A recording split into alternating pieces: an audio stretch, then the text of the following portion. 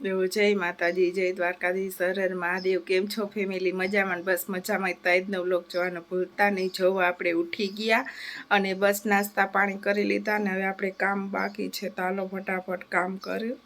જો ભાઈ આપણે સંજવારી કાઢવાની ને જો સંજવારી કાઢતી વખતે ને આપણે દરવાજો બંધ રાખવો પડે, અગર પવન એટલો ને તો કચરો ઉડે પાછો આવે બધોય. તો કપડાં મશીનમાં નાખી દીધા, સંકેલવાના છે અને આ આપણે હાથના ધોવાના છે કપડાં. અને બસ વાસણ એ ઉટકાઈ ગયા તો આપણે જો ભાઈ કામ કરીને ફ્રી થઈ ગયા અને બસ રસોઈનો ટાઈમ થઈ ગયો. રસોઈમાં આપણે જો દાળ બટેકા મૂકી દીધા અને એક દિવસે ભાત મૂકી દીધા. દાળ ભાત બનાવાય.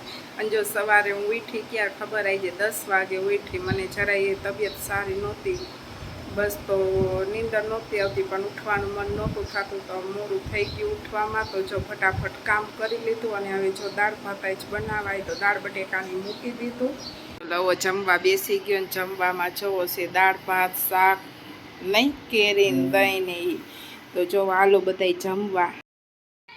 જો ભાઈ બપોરે આપણે જમીને ને કબાટ સાફ કરવાનો હતો તો જો બધાય કપડાં સંકેલીને મૂક્યા અને બસ હમણાં આમનામ પ્રસંગ હતો ને આવવા જવાનું હાલતું હતું તો એટલા બધાય ભેગા થઈ ગયા હતા ને બારે કપડાં તો બસ નવા કપડાં હતા એ બધાય સંકેલીને મૂકી દીધા.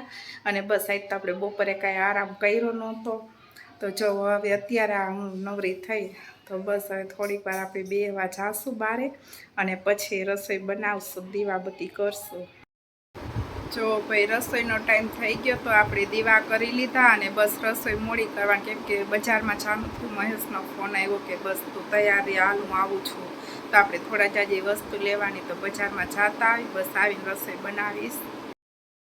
જો ભાઈ આપણે બજારમાંથી આવી ગયા અને જમીને ફ્રી થઈ ગયા. મહેશ જો માવો બનાવવા માંડ્યા અને બસ આપણે આવીને જમી લીધું અને બસ પહેલાં નાહી લીધું. ગરમી એટલી થતી હતી ને તો વાત જવા દો અને બસ આપણે નાહી લીધું અને અત્યારે નવા કપડાં પહેર્યા હોય ને તો બસ હફ ન થાય. તો જો મારે થોડા જાજી વસ્તુ લેવાની હતી એટલે ગઈ હતી બજારમાં.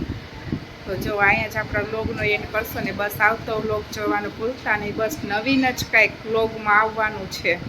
તો બસ તમને મારો વ્લોગ ગમે તો લાઈક કરો, શેર કરો, સબસ્ક્રાઈબ કરો. ત્યાં સુધી બધાને બાય બાય.